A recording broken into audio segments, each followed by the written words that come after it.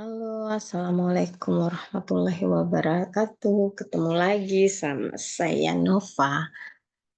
Kali ini saya akan membuat video bagaimana cara kita meregistrasikan surat keluar dengan fitur tanda tangan eh, konvensional ya.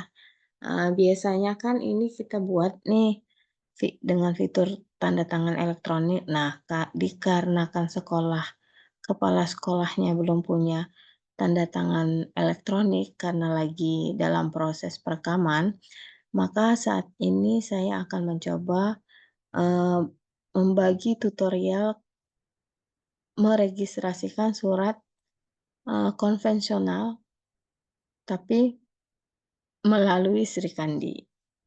Jadi, karena ini kan ada akun administrator nih kan ya. Jadi kita di akun administrator ini, kita dapat melihat nih, siapa saja user-user yang sudah kita input di dalam sini. Nah, kalau di sini ada namanya Mawar Melati, yaitu dia kepala sekolah, ada juga Romeo, guru, ada juga Pujangga. Nah, kita akan salah satu dari akun itu kita akan menjadi konseptor surat ya. Jadi di sini kita bisa lihat nih bahwa ada user namanya user Pujangga SDN 100 ya. Jadi kita akan mencoba registrasi dengan nama pengguna si Pujangga ini. Oke. Nah, kita registrasi ya.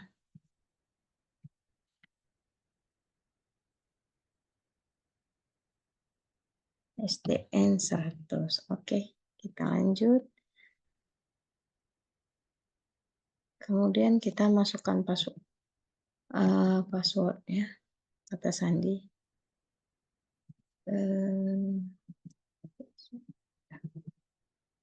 Oke.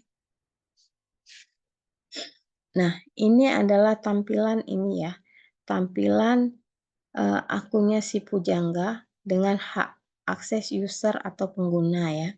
Nah, di sini tampilan berandanya. Nah, di sini akan nampak nanti berapa naskah keluar, berapa naskah masuk yang belum dibaca, belum ditindaklanjuti, atau naskah ditolak, atau berapa yang harus ditandatangani, atau berapa yang harus diverifikasi. Di sini akan nampak loh. Nah, langkah pertama ketika kita sudah membuka akun ini, maka kita ke pengguna ya. Di pengguna ini ada yang namanya penanda tangan. Nah, di penanda tangan ini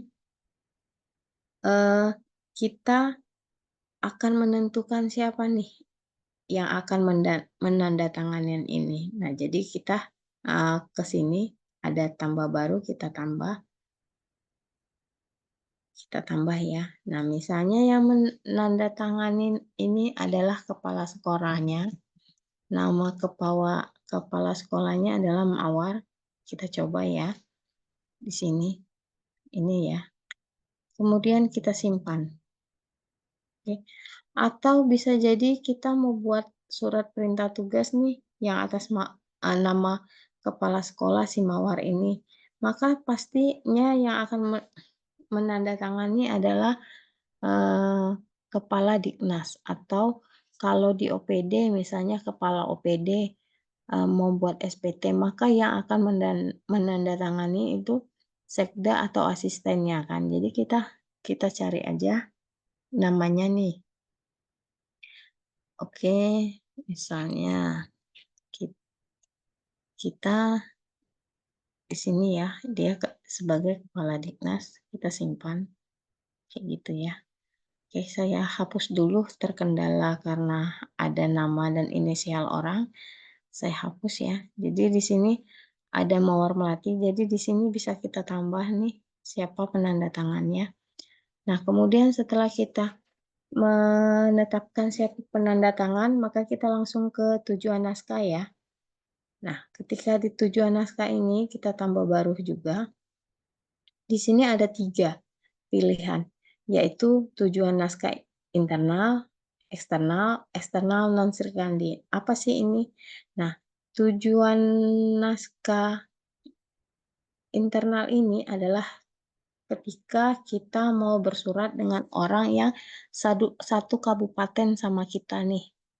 Satu pemerintah daerah di bawah naungan pemerintah daerah, maka kita harus tujuan naskahnya internal ya. Misalnya kepala apa nanti saya contohkan. Sedangkan yang untuk eksternal adalah kita mau kirim naskah nih eksternal ke kementerian misalnya atau ke Pemda tetangga kayak itu, kayak kita Bengkulu mungkin ke Pahyang, mau ke Bengkulu Utara, itu yang kita pilihan aja adalah tujuan naskah eksternal. Nah, ini apa tujuan naskah eksternal non Sri Kandi? Ini tujuan eksternal di luar pemerintahan ya. Jadi misalnya yang tidak ada Sri Kandi, misalnya kita mau bersurat tuh ke media massa, mau ke swasta, perusahaan swasta, maka kita pilih ini. Nah, untuk internal kita seperti ini, untuk internal ya. Jadi ketika misalnya mau bersurat ke saya tuh ya, tinggal cari unit kerja saya apa. Ini saya ada di kelompok jabatan fungsional tertentu di Pusip Bengkulu Tengah. Maka di sini silahkan cari yang namanya saya nih. Oke. Nah, kemudian disimpan ya. Misalnya kita mau bersurat ke kepala dinas saya, maka kita ketik aja. Oh, kalau purpose banyak, ini ya kita ketik. Maka di sini ada namanya kepala dinas saya ya. Bisa diklik, kemudian disimpan. Atau misalnya mau ke BKD, keuangan misalnya. Misalnya di sini kita mau ke keuangan. Ini ya, kita cari Badan Keuangan Daerah, silahkan di sini cari. Badan Keuangan Daerah itu siapa kepalanya ya. Begitu kira-kira. Nah, ini saya contohkan bahwa tujuan internalnya adalah saya. Nah, untuk grup tujuan ini adalah kalau kita mau bersurat nih, mau bersurat ke banyak-banyak, maka kita buat grupnya dulu. Nah, ini seperti ini buku 1. Seperti misalnya di sini kita tambahkan dulu nih, misalnya kita mau bersurat ke SD 12 ya. Di sini nampak ya ada sekolah menengah misalnya ya. Di sini nampak, kita simpan. Nah, udah itu mau lagi misalnya ke mana? Oke. Kita tambahkan lagi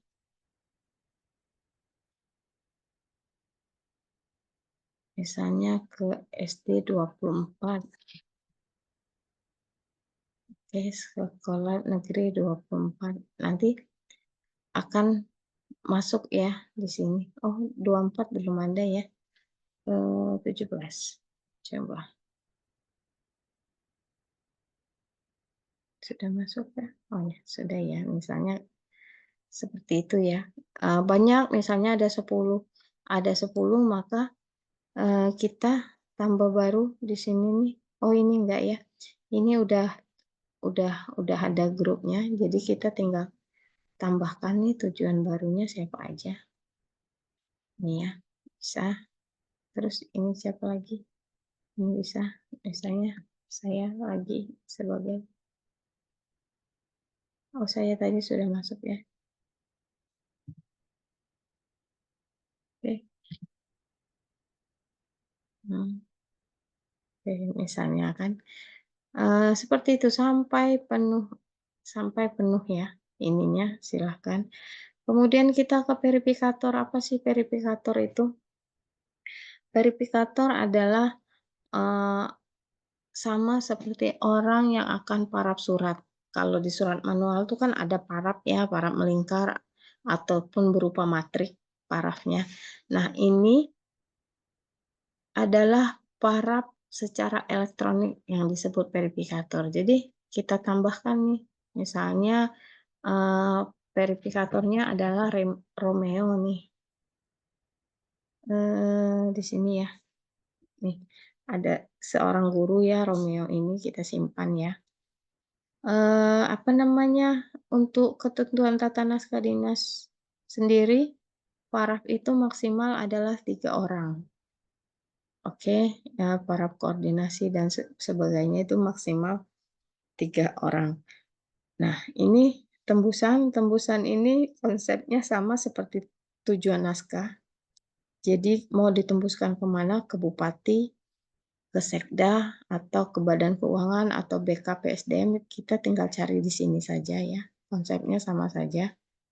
Nah, setelah kita mengatur master ini, maka kita baru bisa meregistrasikan surat nih. Nah, sebelum ke sini kita harus ada juga ya yang harus diregistrasikan, yaitu kalau dalam bahasa Sri Kandinya ini adalah template ya.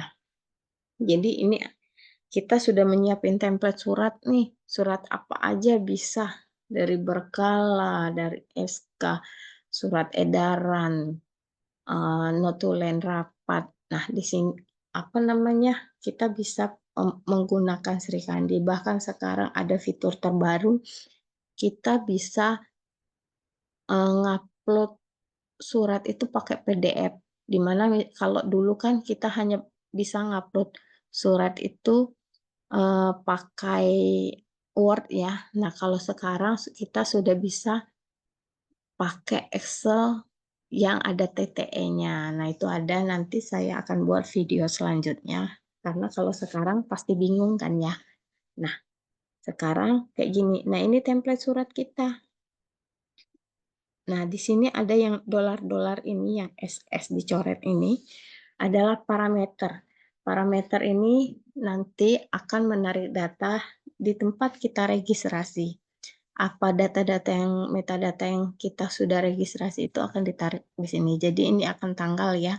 Tanggal ini eh, akan tertera tanggal sementara, dan akan ini apa akan tertera setelah ditandatangani nanti akan muncul tanggal kapan ditandatanganinya ini ya. Jadi sekarang sudah tidak, ketika memakai Sri Kandi ini sudah tidak pakai tidak bisa lagi pakai tanggal surut. Nah, ini ada nomor. Nah, nomor ini pada video sebelumnya kan saya ada tutorial cara pengaturan cara setting penomoran otomatis di akun tata usaha. Nah, nanti disinilah fungsinya akan muncul, disinilah pengaturan kita di akun tata usaha nanti. Nah, ini sifatnya ada sifat biasa, rahasia, sangat rahasia. Nanti akan muncul, disesuaikan saja saat registrasi. Nah, ini perihal ya permohonan penerbitan TTE. Sebenarnya perihal ini pun ada apa namanya, ada parameternya, hanya saja kadang tidak muncul, masih ada bug aplikasi. Kalau misalnya tujuan kita itu iya, ada tujuannya, ada 2, itu kadang dia nggak muncul, sama seperti kepada ini juga bisa pakai template, bisa pakai parameter, hanya saja kalau tujuannya banyak, itu dia tidak bisa diakomodir sama Sri Kandi. Nah, ini saya contohkan ya. Ini suratnya nih. Nah, di sini ada parameter nama pengirim yang akan menandatangani. Ini akan muncul di sini. Ada pangkatnya. Pangkat ini harus ditulis manual tanpa parameter. Kemudian NIP-nya pun dengan parameter. Nah, ketika surat kita template surat ini kita sudah siap, jangan lupa kita save as. Kita balik lagi ke aplikasi ya. Kita registrasikan. Nah, ketika kita sudah mengatur penomoran otomatis, maka dikirim melalui ini akan muncul. Tapi kalau kita tidak men-setting penomoran otomatis, maka dikirim melalui ini tidak akan muncul nama sekolah kita ya, nama unit kerja kita tidak akan muncul di sini kalau kita tidak mengatur, settingan penomoran otomatis. Nah, jenis naskahnya misalnya kita tulis biasa. Jadi dikirim melalui ini adalah unit kerja kita ya, satker kita ya. Ini jenis surat, surat biasa, eee, ininya biasa, klasifikasinya ini disesuaikan dengan tema tema atau kata tangkap dari surat kita. Nah, ini karena kita, eee, perihalnya tentang permohonan penerbitan tanda tangan elektronik, maka klasifikasinya adalah pelaksanaan penerbitan, sertifikat elektronik. Nah, di sini ada ambil nomor, kita diklik ya, ini jangan lupa diklik.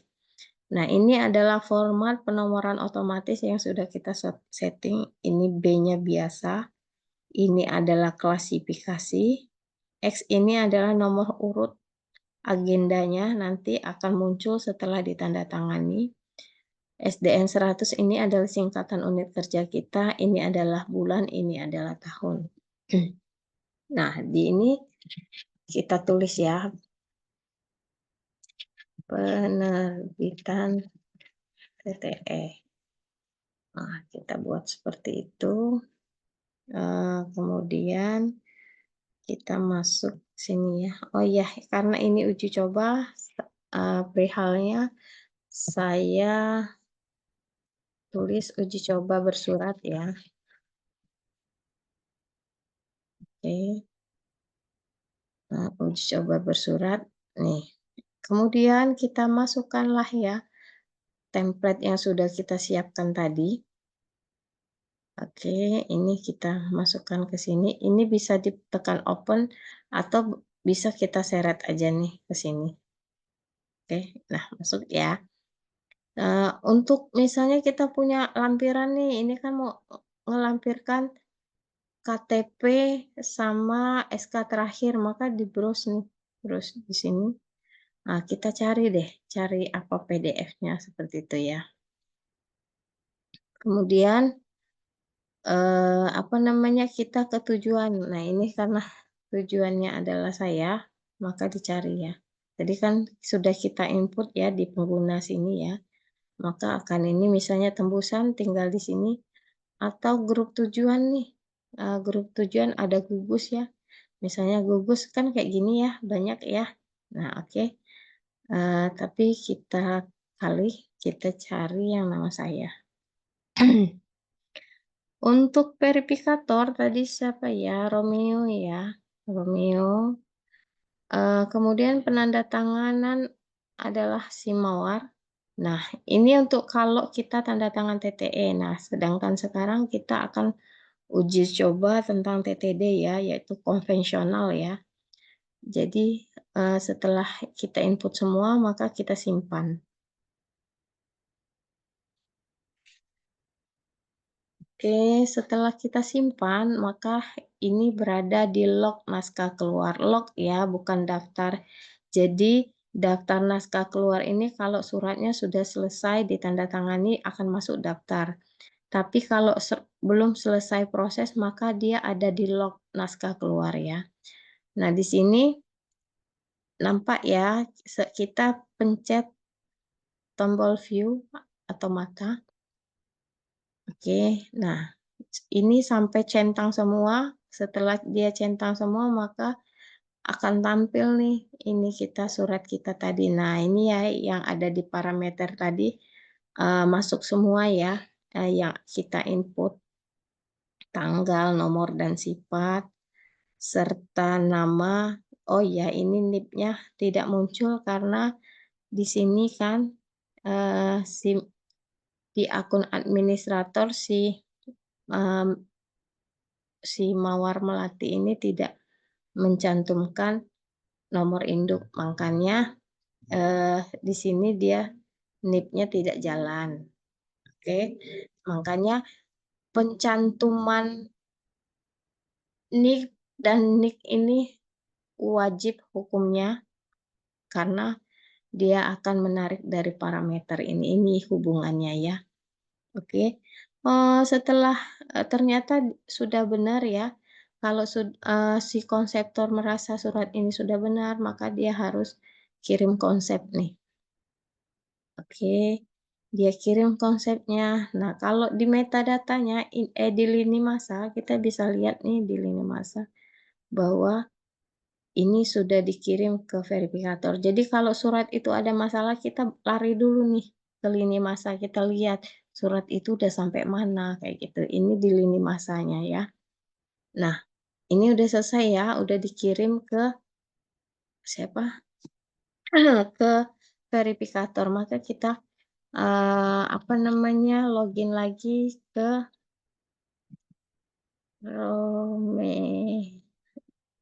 Romeo, ke akun verifikator. Oke, saya stop screen dulu. Kita masuk login lagi ya ke akunnya si verifikator ini. Kita login. Nah, ini muncul ya. Ini adalah beranda verifikator nih. Nah, di sini nampak, oh ada verifikasi naskah belum diverifikasi satu. Nah, ada kalahnya saat gangguan jaringan di sini 0, tetap tidak muncul. Maka kalau dia tidak muncul, silahkan kita klik yang di sini ya. Kalau tidak muncul di sini. Tapi kalau muncul kita klik yang di sini. Oke, sudah kita klik ini nampak ya, ada surat yang harus diverifikasi. Kita view, kemudian nampak, oh suratnya udah bagus nih kata verifikator, maka ke daftar verifikator ya. Nah, di daftar verifikator ini ada tanda pena, kita klik. Ini boleh setuju, boleh tolak. Nanti kita akan coba tolak di video selanjutnya. Jadi ini kita setuju dulu ya. Sudah disetujui, kita simpan. Oke, sudah kita simpan. Maka kalau di lini masanya akan disetujui oleh verifikator satu nih. Ya, sudah disetujui ya. Jadi secara otomatis dia sudah apa namanya, terkirim ke akun penanda tangan. Nah, sekarang kita login ke akun penanda tangan. Ini kita ke Capsec-nya ya. Uji coba apa ya? Kita lihat kadang ke ini SDN 100-nya gede ternyata. Jadi untuk login ini dia sangat sensitif ya, besar kecilnya sangat sangat mempengaruhi. Kalau nggak sesuai dengan inputan maka dia nggak bisa login. Nih. Oke, kita masuk.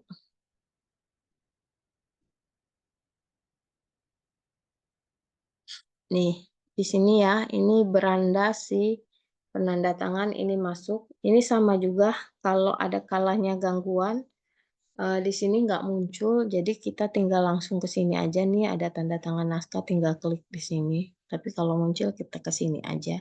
Kita klik ya. Di sini nampak ini ya. Di sini nampak bahwa ini harus ditandatangani. Oke. Nah, inilah jadi penanda tangan juga ngecek, oh ya udah pas nih, udah pas. Ketika udah pas dia ke daftar penanda tangan ya. Nah, di sini ada pena sama seperti kita memverifikasi tadi. Ketika kita setuju, oke, kita setujuin nih. Kemudian kita kirim. Nah, setelah setuju, maka kalau TTE di sini munculnya adalah form tanda tangan elektronik Nah, di sini ada ambil nomor dan tinggal masukin paspirnya TTE kita, maka surat kita udah bisa, kita kirim tuh. Tapi akan beda dengan sekarang tanda tangan konvensional ya. Untuk tanda tangan konvensional, di sini kita unduh nih file-file yang atas ini, yang sudah dapat nomor, kita unduh. Kalau nggak salah di sini nggak bisa ya. Oh, dia nggak bisa di sini, kita masuk dari sini saja. Kita masuk dari Google. Di Mozilla kadang tidak bisa mendownload ya, user. Oke.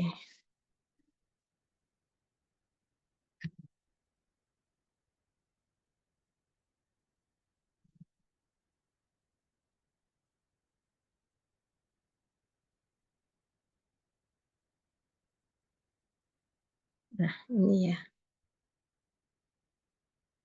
masuk ya. Oke, masuk ya ini. Eh, di sini tadi sudah sampai mana tanda tangan ya? Sudah sampai tanda tangan, di sini kelihatan dia sudah menyetujui itu, tapi belum membubuhkan tanda tangan. Jadi kita unduh ya di sini. Kita unduh. Oke. Nah, ini ya hasil hasil tadi. Nah, hasil ini nanti setelah kita unduh, maka kita print. Sudah kita print, kita tanda tangan manual, sudah kita tanda tangan manual, kita cap, kemudian di PDF-kan. Nah, setelah di PDF-kan, maka kita unggah filenya di sini nih. Nah, ya. Jadi misalnya nih, sudah ada ya tanda tangannya, sudah ada tanda tangan, sudah ada capnya, maka kita, tinggal browsing nih ya, kita cari filenya ya, misalnya, mana ya, kita cari file lain lah ya, misalnya ini kan PDF ya, kita masukkan inilah ya, kemudian kita simpan.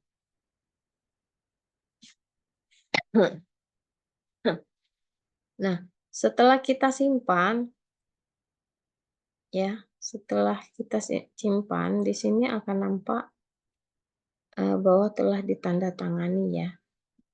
Kemudian di sini ada tombol kirim. Kita bisa batal kirim nih, batal kirim dengan memasukkan alasan atau kita mengirimkan. Nah, ini kita kirim ya. Di sini akan nampak nih, akan nampak ini ya misalnya ya di sini. Oke, bisa nampak. Jadi kita lanjutkan ya. Oke, ini ya akan nampak ya. Kemudian kita kirim. Oke. Nah, ini berhasil dikirim surat ini, berhasil kirim kalau kita lihat di lini masanya, kalau kita refresh, maka akan nampak surat, nih, sudah dikirim ya. Nah, begitulah, apa namanya, untuk video kali ini tutorial cara registrasi surat secara dengan menggunakan aplikasi Srikandi yang memakai tanda tangan konvensional ya. Semoga bermanfaat untuk teman-teman yang belum punya tanda, TTE, tapi tetap ingin menggunakan aplikasi ini ya. Oke, terima kasih, tetap semangat dan jaga kesehatan. Mohon maaf bila ada salah kata. Assalamualaikum warahmatullahi wabarakatuh.